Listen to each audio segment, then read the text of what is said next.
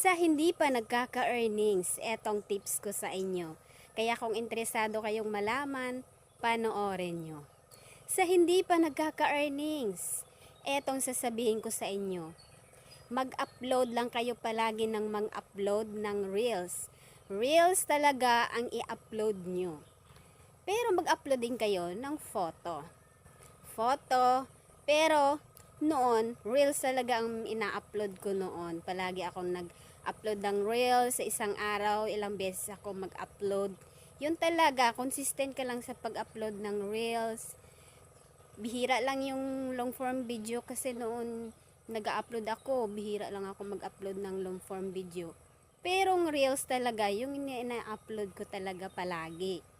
Kaya na-monetize ako ang nagkaka-earnings. Sa mga dance move ko lang naman yon nagkaka-earnings.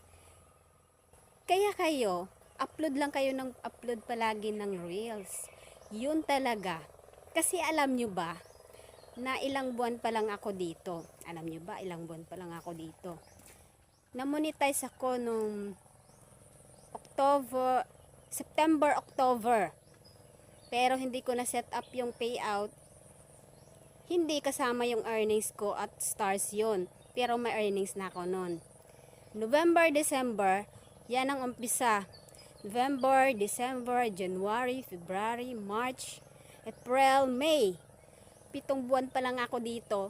Pero may earnings na ako.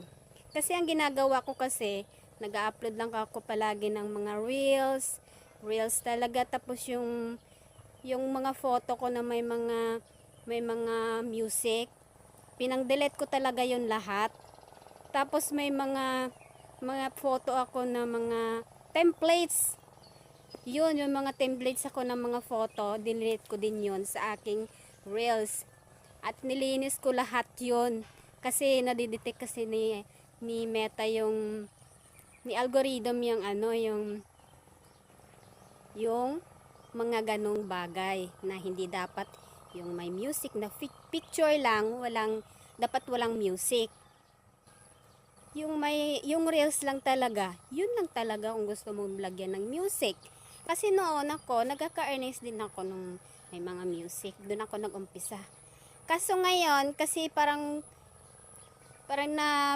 pansin ko, maganda yung original content, kaya pinagpatuloy ko yung original content. Ino-observe ko din kung maganda yung original content, yung kitaan sa original content.